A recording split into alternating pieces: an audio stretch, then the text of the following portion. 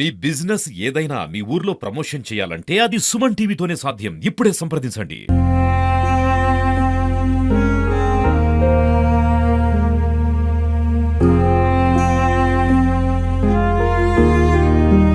తినడానికి గుప్పెడు అన్నం ఉంటే మన సమాజంలో మనం బతుకుతామన్న ఒక ఆలోచన మీ మైండ్లో రావాలి. నమస్తే, welcome to Suman TV. Nizamabad జిల్లాలో దారుణం చోటు చేసుకుంది. సో నిజామాబాద్కి అతి సమీపంలో ఉన్న నాల్కల్ చెరువు దగ్గరకు అయితే మనం రావడం జరిగింది.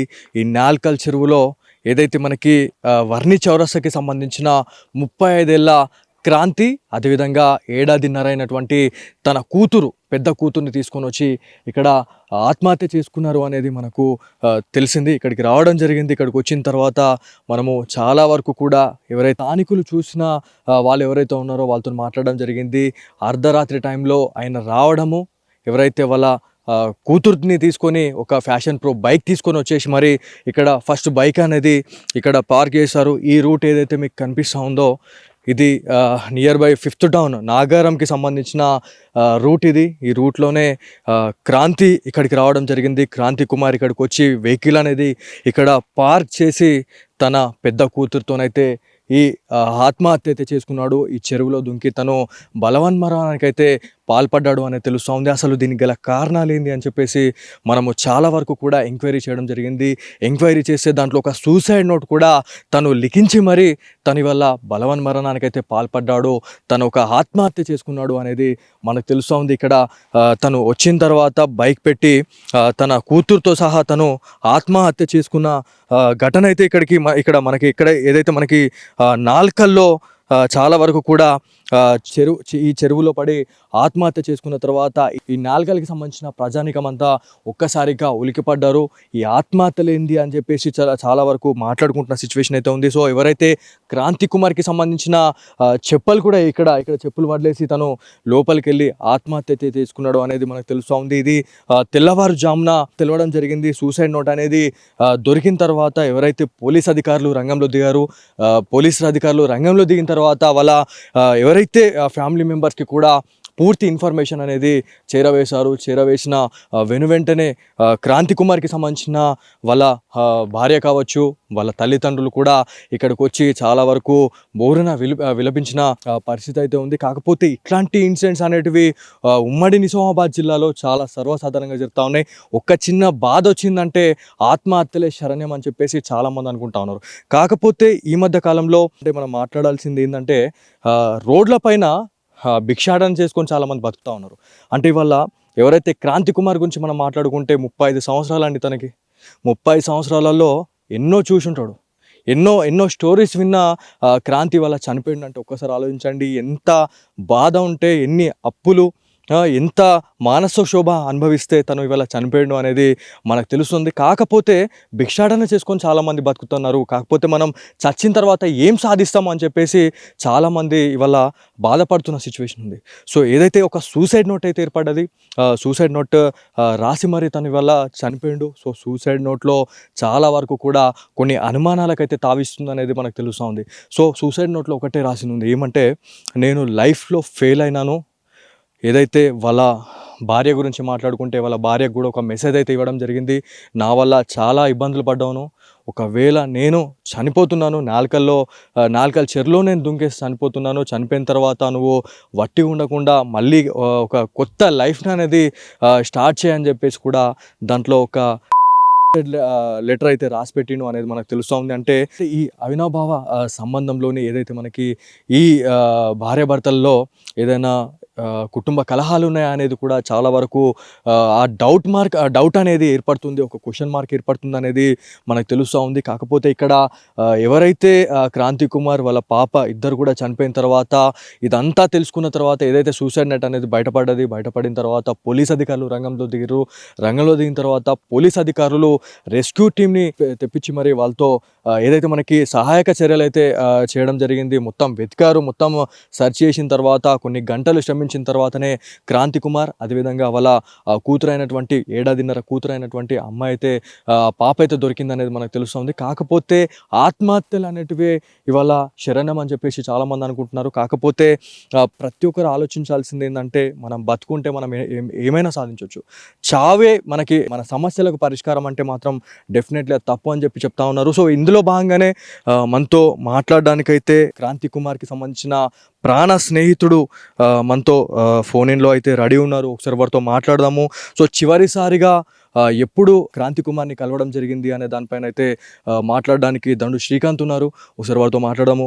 శ్రీకాంత్ గారు మీరు చెప్పండి, అంటే క్రాంతి కుమార్ గారు ఎలా ఉంటుండే, అసలు తను వృత్తిరీత్యా ఎట్లా ఉంటుండే, అసలు చాలా వరకు కూడా అప్పులైన అనేది మనకు తెలుస్తూ ఉందండి.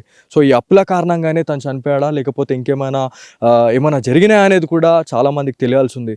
సో మీరు యంగ్స్టర్స్కి మెయిన్గా మీరు ఏం చెప్పాలనుకుంటారు? అంటే ఈ మధ్య కాలంలో ఉమ్మడి నిజామాబాద్ జిల్లాలో చాలా సర్వసాధారణం జరుగుతూ ఉంది. నాట్ ఓన్లీ నిజామాబాద్ అండి, మనకి 2 తెలుగు రాష్ట్రాల్లో కూడా ఇట్లాంటి ఇన్సిడెంట్స్ అనేటివి జరుగుతూ ఉన్నాయి. సో మెయిన్గా యంగ్స్టర్స్కి మీరు ఏం చెప్పాలనుకుంటున్నారు, యూత్కి మీరు ఏం చెప్పాలనుకుంటున్నారు? అసలు క్రాంతి గారితో మీకున్న అవినాభావ సంబంధం ఏంది? క్రాంతి మా మేము ఒక 10 సంవత్సరాలు తెలంగాణ జాగృతి ఆర్గనైజేషన్ లో మేము పనిచేసినాము. చాలా సేవా కార్యక్రమాలు తనతో పాటు నిర్వహించడం జరిగింది సార్. అదే విధంగా నేను పొద్దుగాల అతని సంబంధం ఏ విధంగా అంటే, నేను పొద్దుగాల లేవకన్నా ముందు ఈ ఆర్గనైజేషన్ లో తిరిగే సమయంలో మామ ఏడున్నావు మామ, లేచినవా లేదా మామ, దా పోదాం మామ ప్రోగ్రామ్ కానీ అంత పొద్దున ఒక ఆప్యాయంగా పలకరించే వ్యక్తి అతను అన్నట్టు. అదే విధంగా ఆయన చాలా కష్టపడ్డాడు. ఇప్పుడు అతను కాంట్రాక్ట్ జాబ్ వచ్చింది, కాంట్రాక్ట్ జాబ్ చేస్తూ చాలానే కష్టపడ్డాడు. అదే విధంగా అతను ముఖ్యంగా ఇతను మామ ఇంట్లో ప్రాబ్లమ్స్ ఉన్నది మామ, ఇట్లా మామ అట్లా మామ అని కాల్ చేస్తూ ఉండేవాడు ఆ వ్యక్తి. చేస్తూ అతను ఏమన్నాడంటే, మామ పాపకి ఇట్లుంది మామ, ఎన్ని ఖర్చు చేసినా గానీ పాపది ఇట్లా అయితలేదు మామ అంటూ చాలా సార్లు కాల్ చేస్తుండే. ఏదైనా ఉంటే పంచుకుంటుండే అన్నట్టు. తను అదే విధంగా ఆ డబ్బులే కాకుండా తను కష్టపడ్డ కాంట్రాక్ట్ జాబే కాకుండా తను తన కష్టం ఏ విధంగా అంటే 4 గంటలు కూడా పడుకుంటుండేనో లేదు, అటువంటి గొప్ప వ్యక్తి సార్. పొద్దున 7 గంటలకు అతను డెలివరీ బాయ్ గా పనిచేస్తూ పొద్దున 7 నుంచి 9-10 గంటల వరకు డెలివరీ బాయ్ గా పనిచేస్తూ మళ్ళీ కాంట్రాక్ట్ జాబ్ పోయొచ్చి మళ్ళీ 7 నుండి నైట్ 12-1 గంటల వరకు కూడా తను డెలివరీ బాయ్ గా కూడా పనిచేస్తుండే సార్. నాకు ఇన్ని అప్పులు అయినాయి, ఇంకా అప్పులు తీరతలేవు మామ, ఇంకా పెరుగుతూనే ఉన్నాయి మామ, ఇట్లా పాపకి ఇట్లా అవుతుంది మామ అంటూనే చెప్తూ ఉండేవాడు అన్నట్టు. ఎప్పుడు కూడా అంటే ఇంకొకళ్ళ సహాయం కోరకపో అన్నట్టు. తన ఆత్మవిశ్వాసం పైన తను ఉంటూ పని చేస్తూ ఒక 4 గంటలు కూడా నిద్రపోకుండా పని చేస్తుండేవాడు. తన ఇంట్లో ఎంత కష్టాలు ఉన్నా గానీ పైకి నవ్వుతూ మాట్లాడే వ్యక్తి అన్నట్టు. సో చివరిసారిగా మీతోని ఎప్పుడు మాట్లాడారు? మనకు దాదాపు ఒక వారం క్రితం మాట్లాడిండు. నేను ఫస్ట్ టైం కాల్ లిఫ్ట్ చేయలేదు, మళ్ళీ చేసినాను. చేస్తే మామ ఏడున్నావు మామ, గిట్లా ప్రాబ్లమ్స్ ఉన్నాయి మామ, గిట్లా పట్టే కలుద్దాం మామ అనేసి అని అన్నాడు. నేను కొన్ని అనివార్య కారణాల వల్ల తను కలవలేకపోయినా మాట్లాడినా ఒక 5-10 నిమిషాలు మాట్లాడిన సందర్భం ఇట్లాంటిది మామ, ఇట్లాంటి పని చేస్తున్నాం మామ అని. చాలా రోజుల తర్వాత మేము ఆర్గనైజేషన్ లో పనిచేసిన తర్వాత జాబ్ చేస్తూ చాలా కష్టాలు ఉన్నాయి మామ, ఇట్లాంటి సందర్భంలోకి వచ్చిన మామ, పని చేస్తున్నాం మామ, ఇంట్లో ఇట్లాంటి పోషణ కూడా ఎంత చేసినా గానీ గడవలేక అమ్మాయి పరిస్థితి ఇట్లా ఉంది మామ అని చాలా బాధపడే వ్యక్తి. సో మేము ఎంక్వైరీ చేసిన దాంట్లో కూడా ఒక మాట అయితే మాకు వినపడింది. అంటే ఈ మధ్య కాలంలోనే తన కాంటాక్ట్ బేస్ ఏదైతే అవుట్సోర్సింగ్ జాబ్ అనేది అది పోయింది అని చెప్పేసి వచ్చింది. అది నిజమేనా అండి, లేకపోతే అసలు ఏమున్నాయి దీనికి గల కారణాలు ఏంటి? అయితే కాంట్రాక్ట్ జాబ్ అనేది ఉన్నదో పోయిందో నాతో దాని గురించి ఏం చెప్పలే. నేనైతే వెళ్తున్నా మామ, నేను డెలివరీ జాబ్కి వెళ్తున్నా, అదే ఆ విషయం మాట్లాడి కానీ జాబ్ గురించి ఏం మాట్లాడలేడు.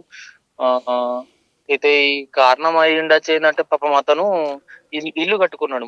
ఇల్లు కట్టిన సమయము తన చెల్లి పెళ్లి చేసిండు, ఈయన పెళ్లి జరిగింది. ఇట్లాంటి ఉన్న ఒకటే వ్యక్తి, ఆ వ్యక్తి ఇల్లు కుటుంబ పోషణ అంతా చూసే వ్యక్తి కాబట్టి ఇట్లాంటి సందర్భం మేము చూడాల్సిన పరిస్థితి ఉంది మా ఫ్రెండుని. సో ఫైనల్గా చాలా వరకు కూడా ఇట్లాంటి మెసేజ్ అనేది మనం ఖచ్చితంగా మనము యంగ్స్టార్స్కి అయితే మనము ఇవ్వాలి. ఈ మధ్య కాలంలో ఇట్లాంటి ఇన్సిడెంట్స్ అనేటివి సర్వసాధారణంగా జరుగుతూ ఉన్నాయి. అంటే తను చనిపోయిన తర్వాత తన ఫ్యామిలీ పరిస్థితి ఏమవుతుంది అనేది ఖచ్చితంగా ప్రతి ఒక్కరూ ఆలోచించాలా. సో దీని గురించి మీరు ఏం చెప్పాలనుకుంటున్నారు? తన వ్యక్తిత్వం గురించి ముందుగా తన వ్యక్తిత్వం ఎట్లాంటిదంటే ఆయన లెటర్‌లో కూడా రాయడం జరిగింది. నేను నేను చనిపోయిన తర్వాత మీరు ఇంకొక వాళ్ళ భార్యని ఇంకొక మ్యారేజ్ చేసుకోమని చెప్పింది ఏదైతే ఉందో, అది చూడండి అతని వ్యక్తిత్వం అనేది. అవునవును. అంటే ఎవరి మనసును ఒప్పించకుండా నువ్వు ఇంకో పెళ్లి చేసుకో అమ్మా, నీ జీవితం నేను ఇట్లా దూరం వెళ్ళిపోతున్నా కదా, ఇంకో పెళ్లి చేసుకో, నీ లైఫ్ ఖరాబ్ కావద్దని ఒక మంచి వ్యక్తిత్వం అతనిది అన్నట్టు. అవునండి, అర్థమైంది. ఎస్. అదే విధంగా ఇట్లాంటి యువతకి చెప్పేది ఏంటంటే, ప్లీజ్ యువత ఎవరైనా సరే, నేను మనస్ఫూర్తిగా చెప్తున్నా, చాలా మంది యువత ట్రబుల్ అవుతున్నారు, అయినా కానీ బాధపడకండి. ఇవాళ ఎంతో లక్షల కోట్లు అప్పులు చేసినోడు, బ్యాంకుల నుండి అప్పులు చేసుకున్నోడు వేరే దేశాలకు పోయి బతుకుతున్నాడు. ఇవాళ మీరు యువత ఎక్కడ కూడా మీరు ఈ చిన్న చిన్న కొన్ని మనం పెద్ద అప్పులు ఏం చేస్తలేము, అవిట్లా ట్రబుల్స్ కావాల్సిన అవసరం లేదు. యువత ఏ విధంగా ఉండాలంటే, నీ పైన నీ వేసుకున్న ప్యాంటు షర్ట్ ఏదైతే ఉందో, బట్టలు వేసుకోవడానికి ఏదైతే ఉందో ఆ బట్టలు వేసుకోండి. తినడానికి బుక్కెడు అన్నం ఉంటే మన సమాజంలో మనం బతుకుతామన్న ఒక ఆలోచన మీ మైండ్ లో రావాలి. రైట్, థ్యాంక్ యూ అండి. Thank you. ఎవరు కూడా యువత ఈ చిన్న చిన్న ప్రాబ్లమ్స్ కి ఇట్లాంటి చేసుకోకండి. దయచేసి అందరికి పాదాభివందనం చెప్తున్నా. ఎందుకంటే ఇలా మీరు ఒక్కరు వెళ్ళిపోతారచ్చు కానీ మన ఫ్యామిలీ మొత్తం ట్రబుల్ అవుతుందని మీరు అందరు గుర్తు చేసుకోండి. పొట్ట బట్టకుంటే సరిపోతుంది తినడానికి అనేది ఒకటి గమనించండి అని చెప్పేసి యువతకు అందరికి నేను తెలియజేస్తున్నాను. రైట్, థ్యాంక్ యూ అండి. థ్యాంక్ యూ శ్రీకాంత్ గారు. సో ఇది అంటే ఒక ప్రాణానికి ప్రాణమైనటువంటి ప్రాణ స్నేహితుడు ఇవాళ కోల్పోయిన తర్వాత ఎవరైతే స్నేహితులు ఇవాళ తట్టుకోలేకపోతున్నారంటే వాళ్ళ కుటుంబీకుల పరిస్థితి ఎట్లా ఉంటుంది అనేది మనం ఖచ్చితంగా ఆలోచించాల్సిన విషయం ఎంతైనా ఉంది. కాకపోతే ఏదైతే క్రాంతి కుమార్ గురించి మనం మాట్లాడుకుంటే ఒక అవుట్ సోర్సింగ్ జాబ్లో తను బాధ్యతలు అయితే నిర్వర్తిస్తున్నాడు అనేది తెలుస్తూ ఉంది. 10 సంవత్సరాలుగా జాగృతిలో ఎన్నో పోరాటాలు ఎన్నో కార్యక్రమాలు చేసిన వీళ్ళకి వల్ల గవర్నమెంట్ జాబ్ రాకపోవడమే ఈ ఆత్మహత్యకైతే కారణంగా మనకైతే క్లియర్గా కనిపిస్తూ ఉంది. అంటే 10 సంవత్సరాల నుంచి, అంటే తెలంగాణ రాకముందు అంతే ఉంది, తెలంగాణ వచ్చిన తర్వాత కూడా వీళ్ళ తలరాతలు మారకపోవడమే దీని గల మూల కారణాలుగా మనకు అనిపిస్తూ ఉన్నాయి. చాలా వరకు కూడా తెలంగాణ ఉద్యమంలో కూడా చాలా వరకు స్టేషన్ల వెంబడ వీరు తన్నులు తిన్నారు, పోలీసు లాంటి దెబ్బలు తిన్నారు అని చెప్పేసి కూడా మనకు ఎవరైతే మనకి సంబంధిత రిలేటివ్స్ కావచ్చు, ఏదైతే మనకి విన క్రాంతి కుమార్కి సంబంధించిన ఫ్రెండ్స్తో కూడా మనం మాట్లాడడం జరిగింది. కాకపోతే ఒక గవర్నమెంట్ సెక్టార్లో జాబ్ ఉన్నట్లయితే ఇవాళ ఆత్మహత్య చేసుకునేందుకు అసలు ఆ థాట్ కూడా వచ్చేది కాదు అని చెప్పి చెప్తా ఉన్నారు. ఏదేమైనప్పటికీ ఇట్లాంటి ఇన్సిడెంట్స్ జరగడం అనేది ఉమ్మడి నిజామాబాద్ జిల్లా వ్యాప్తంగా చర్చనీయాంశంగా మారింది. ఒక్కసారిగా నిజామాబాద్ జిల్లా మాత్రం ఒక్కసారిగా ఉలిక్కిపడ్డదని తెలుస్తుంది. సో ప్రతి ఒక్కరు ఒక్కసారి ఆత్మహత్య చేసుకోవాలి అని ఒక థాట్ వస్తే మాత్రం మీ గురించి కాదు, మీ ఫ్యామిలీ గురించి మీరు ఒక్కసారి థింక్ చేయండి. మీరు ఉన్నప్పుడే ఇంత బాధలు ఉంటున్నారు మీ ఫ్యామిలీ మెంబర్స్, అంటే మీరు పోయిన తర్వాత వాళ్ళ పరిస్థితి ఏమవుతుంది అనేది ఖచ్చితంగా ఆలోచించుకోవాలా. ఆలోచించుకుంటేనే మనకు ఒకటేమన్నా తెలుసు. అంటే నేను నార్మల్గా ఏం చెప్తున్నా అంటే ప్రతిసారి భిక్షాటనే చేసుకొని బతుకుతున్న వాళ్ళు చాలామంది ఉన్నారు. కానీ అంటే ఇట్లాంటి ఇన్సిడెంట్ని చూసుకొని అంటే చిన్న చిన్న అప్పుల వల్ల ఇవాళ ఆత్మహత్యలు చేసుకుంటా ఉండడం అనేది కరెక్ట్ కాదు అని చెప్పేసి చెప్తా ఉన్నారు. చాలామంది నిపుణులతో కూడా మనం మాట్లాడుతున్నాం. కొంత క్షణిక ఆవేశంతోనే చాలామంది చనిపోతూ ఉన్నారు. ఇట్లాంటి థాట్స్ ఏమైనా వచ్చినా కూడా మీ ఫ్రెండ్స్ అండ్ ఫ్యామిలీ మెంబర్స్తోని షేర్ చేసుకోండి. మీకేమైనా బాధలు ఏమైనా ఉంటే ఖచ్చితంగా మీరు కౌన్సిలింగ్ తీసుకోండి. ఏదైతే ఇప్పుడు మనకి చాలా వరకు కూడా దండు శ్రీకాంత్ గారు కూడా మనతో మాట్లాడడం జరిగింది. అంటే ప్రతి దగ్గర, అంటే ఓవరాల్ ఇండియా వైడ్గా చూసుకుంటే లక్షలు కోట్లలో ఇలా బాకీలు చేసి మరి ఇవాళ బయట దేశాలలో పోయి వాళ్ళు బతుకుతూ ఉన్నారు. అంటే మనం ఇది ఒక మెసేజ్ లాగా చెప్తా ఉన్నాము, ఎవరిని ఉద్దేశించి కాదు. సో అట్లాంటి వాళ్ళు బతుకుతున్నప్పుడు మనము కాయ కష్టం చేసి మనం బతుకుతున్నాం. అదే మన ఎంత కష్టపడుతున్నామో అంత కష్టంతోనే మనం వాళ్ళ బాకీలు కూడా మనం తీరుతూ ఉన్నాం. కాకపోతే ముందో వెనుకనో కానీ ఇట్లాంటి నిర్ణయాలకు మాత్రం ఖచ్చితంగా ఎవరు తీసుకోకండి అని చెప్పేసి ప్రాణానికి ప్రాణ స్నేహితులైనటువంటి క్రాంతి కుమార్కి సంబంధించిన స్నేహితులు అయితే చెప్తా ఉన్నారు. సో ఏదేమైనప్పటికీ ఉమ్మడి నిజామాబాద్ జిల్లా వ్యాప్తంగా ఇది ఒక్కసారిగా చర్చనీయాంశంగా మారింది. ఉమ్మడి నిజామాబాద్ జిల్లా ఒక్కసారిగా ఉలికిపడ్డది తండ్రి కూతుర్ల ఆత్మహత్య గురించి. సో ఇది ఇక్కడ ఉన్న తాజా పరిస్థితి. కెమెరా పర్సన్ కార్తిక్తో బాలు, సుమన్ టీవీ, నిజామాబాద్ నుంచి.